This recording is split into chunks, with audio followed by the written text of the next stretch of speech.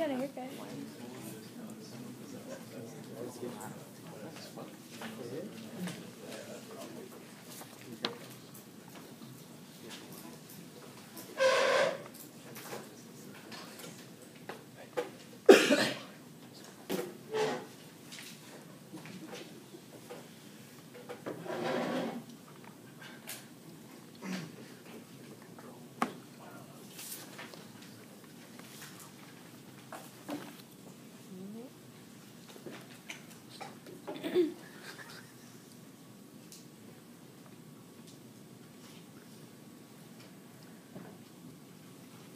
I'm Alex Bedley. I'm with the Buff group.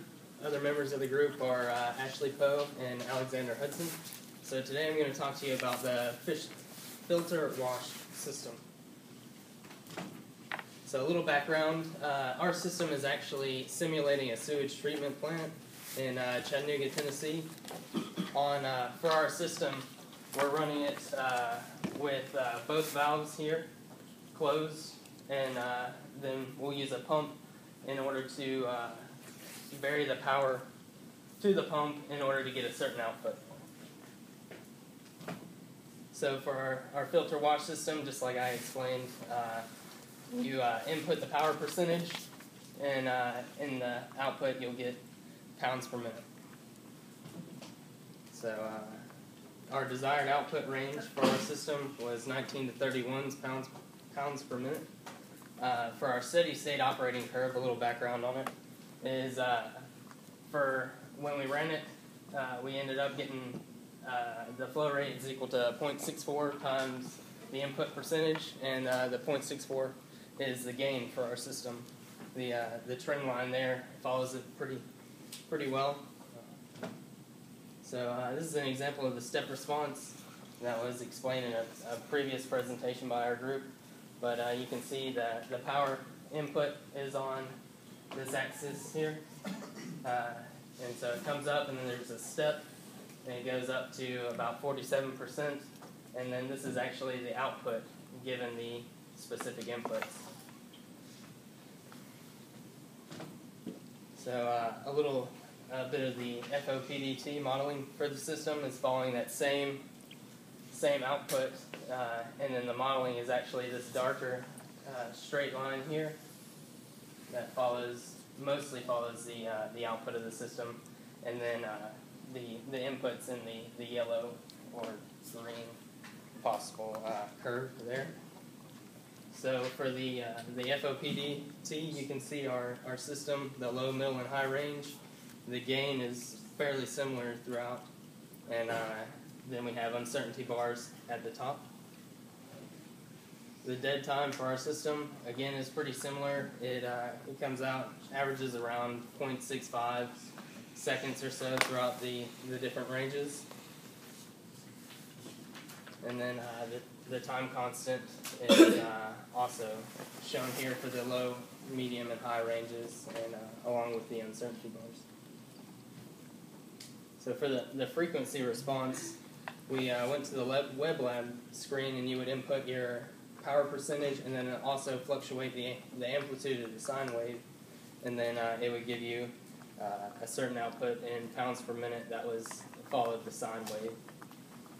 So here's an example of the actual experiment that was ran, and then some of the values we got. So first off, the delta M, which for this system we varied the power for the amplitude ratio. It was 5. It was above and below 5, so 10% for the delta M.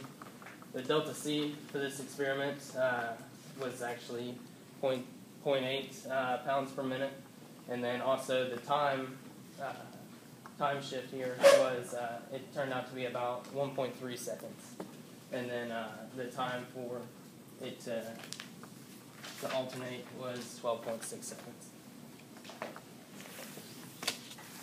Here's an example of the Bodie plot that was done for our system. It's a plot of the frequency versus amplitude on the top graph, and then frequency versus phase angle on the bottom graph. At this straight black line here that goes from top to bottom is where the phase angle was 180 degrees, And then from there, we were able to get our ultimate frequency. And then another thing that was used on this graph was to get the order of the system. The order is actually the slope of these last 2 points. And actually the order is positive 0.8 for the system instead of the negative, which is listed there. The gain for the system is actually this highest most point all the way across, and it comes out to be 0.8, and that's going to be just one of the system characteristics you'll see in a minute. And then the 1 over the KCU value is actually 0.4, and it's pounds per minute per percent, unlike is listed here. That the units that are listed there are actually for the actual KCU. In the modeling, when we tried to do modeling over that previous frequency function, we'll use these specific equations, and then those equations are used in order to find your tau and then also your T0.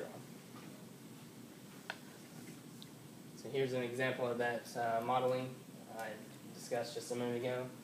The trend line seems to follow the points fairly well all the way through, and then a few uncertainty bars are at the bottom.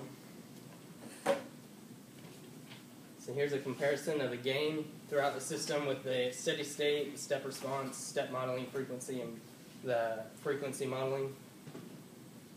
Here's the time constant tau for the step response, step modeling frequency, and Bode modeling. On the steady state operating curve, that bar isn't included because we didn't receive any values for the time constant or dead time on that. Here's a plot of the dead time. You can see it's kind of averages about 0.6 seconds for the system. So in conclusion, the modeling was pretty consistent with the actual data that we received through all the different experiments. So the ultimate frequency when doing the Bode plots was 0.6 hertz per second. The gain was 0.8. The 1 over KCU was actually 0.4 pounds per minute per percent, and the order of the system was 0.8.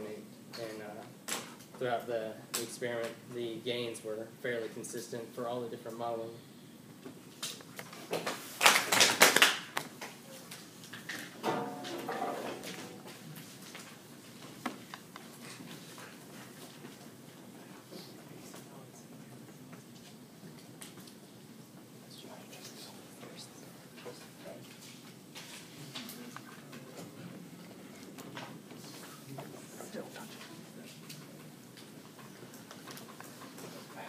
Alex.